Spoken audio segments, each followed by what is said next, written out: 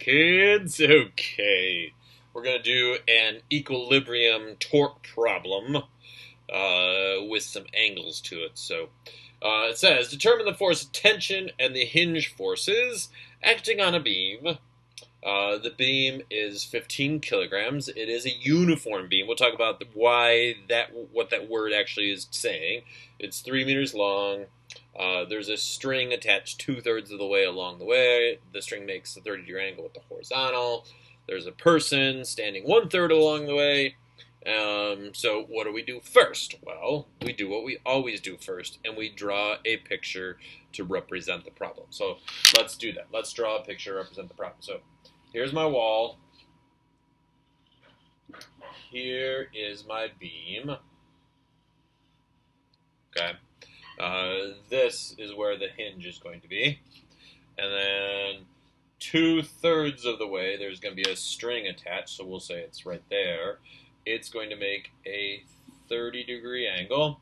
And then 1/3 of the way, there is a person hanging out on the beam. Okay, so there's my situation. So here's a picture that represents a problem, but then you have to do, well, what is the physics picture? Your physics picture in this case is going to be an FBD, and you have to draw an extended FBD. But here's where some students make mistakes, okay? You have to draw the forces acting on the thing that we're worried about. So I'm trying to find the hinge forces, which are going to be here. I'm trying to find the force of tension. Well, the force of tension and the hinge forces are acting on this beam. So then I need to draw an FBD for that beam. So when you do this, you're going to draw an extended FBD. So here is that beam.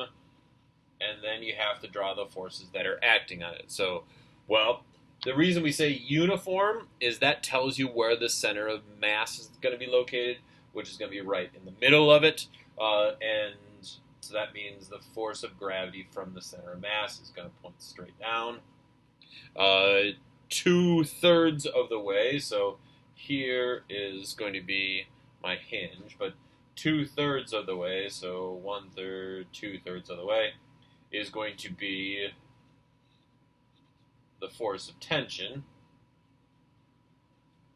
And then 1/3 of the way is going to be the force of gravity from the person.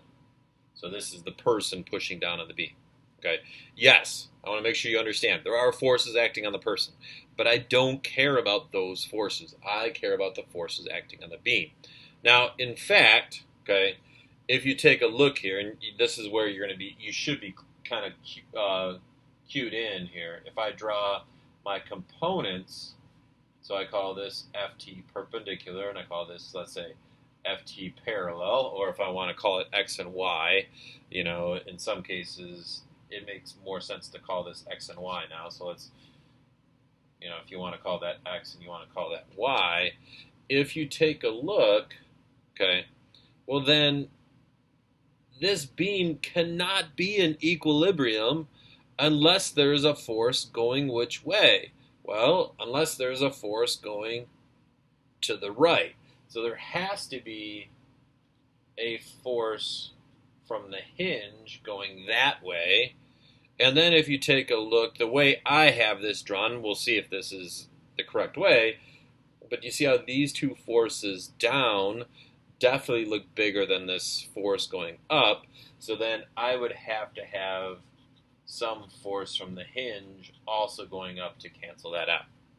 All right, so there's my FBD. Hopefully that makes sense why it's what it is. So I am always going to recommend, let's do the force diagram or the force equations first. Why? Because this is what you guys have done all along, and this is what you should be good at. So let's write our two force equations. So I'm going to have F net X. In this case, it would just be this minus this, or this minus this, however you want to do it. So it would be the force of the hinge X minus the force of tension in the X direction, and that would equal 0, because it is in equilibrium. Remember, if it's in equilibrium, the net force has to be 0, and the net torque has to be 0. The F net Y, the way I have this drawn, it would be F hinge y plus Fty minus Fg minus the force of the person would equal 0. Okay? So that would be my force equation, and then I need to write my torque equation. So I'm going to write my torque equation down here. Now, to help me do this, I'm going to draw in my different lever arms. So there would be the lever arm for, this would be for the person. That would be the lever arm for the gravity. Okay. And then that would be the lever arm for the tension. Okay. All right, so let's write our torque equation. So we're going to write our, in this case, I'll do sum of the torque rather than write net torque, but you can write net torque, but just so you can see, like I could write sum of the forces in the x, or I could write net force. I could write sum of the torques. So let's do this. So here's where you're going to use your pencil, okay, or your whatever, and then figure out which way the different torques are going so that you write your equation the correct way. Remember, if it's in equilibrium, the really is not a axis of rotation, but it makes the most sense to put it here. Why? Because then we don't have to worry about the torque for the F hinge X or F hinge Y. Okay, so that's why I just would recommend putting it right there, and it also makes the most sense if that's your hinge. That's what it's going to be hinged around. All right, you guys ready? So let's do this. So I have force from the person is going to cause it to rotate clockwise. The force of gravity is going to cause it to rotate clockwise. The force of tension Y is going to cause it to rotate counterclockwise. So it's clockwise, clockwise, counterclockwise. Now remember, it doesn't really matter what you say plus or minus, so we'll just say this plus this minus this, okay? So it's going to be the lever arm. So it would be the lever arm for the person times the force of the person plus the lever arm for gravity times the force of gravity minus the lever arm for the tension times the force of the tension, like that. And if it's in equilibrium, this has to be equal to 0. Okay, so step 1, step 2, well, step 1 is picture FBD, and then write your equation. Are we good? All right. Now the rest of this is just doing math. Now we're just going to be plugging stuff in. So let's plug stuff in. This is going to be 1 because this is 2. This is 3 meters. This is 1/3 of the way. So it's going to be 1 times the force of the person, which is going to be 60 times 9.8. Okay. Plus the force of gravity. Well, where's the force of gravity act? It acts halfway, which would be 1.5 meters times 15 times 9.8 minus the force of the lever arm for the tension, which would be 2 times Fty equals 0. So let's use our calculator, plug it in. 60 times 9.8 plus 1.5 times 15 times 9.8. Oops, that was not right. Times 9.8. Okay. All right, so then then divide by 2.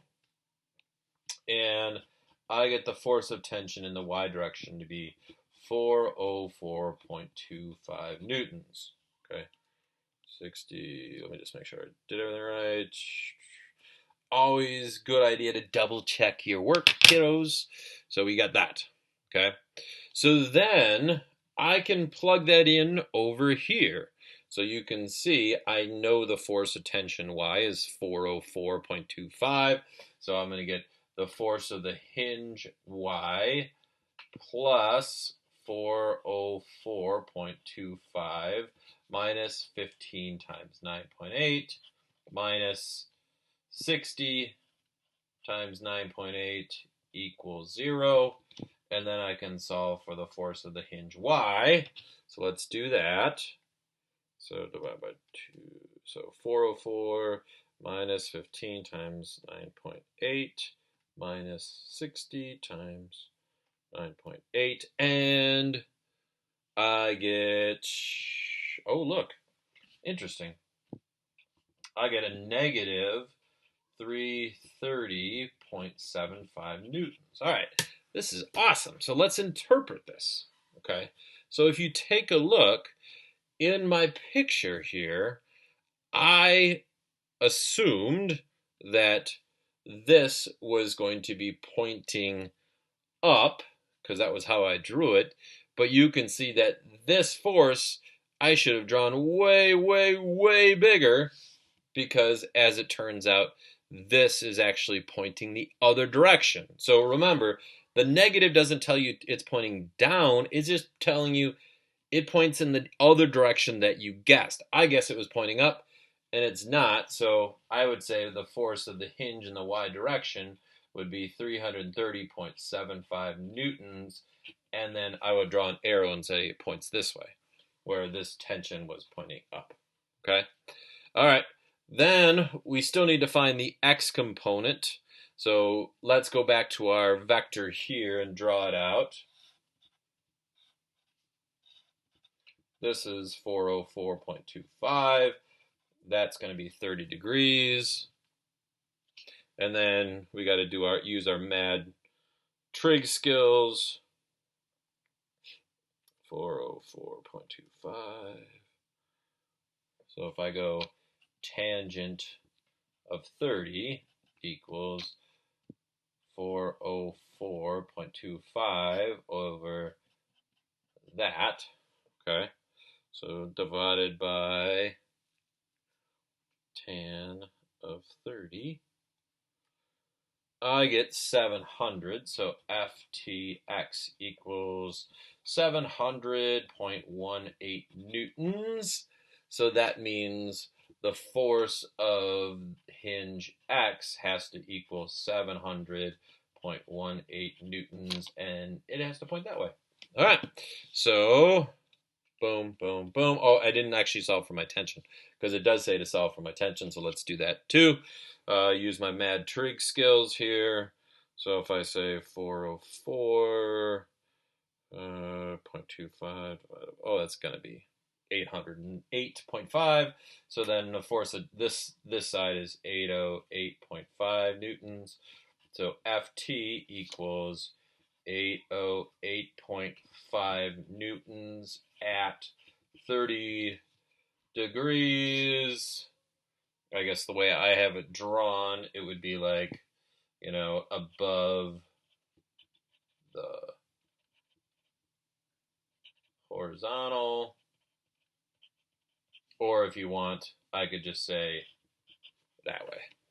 Okay? All right, there you go. Bye, kids.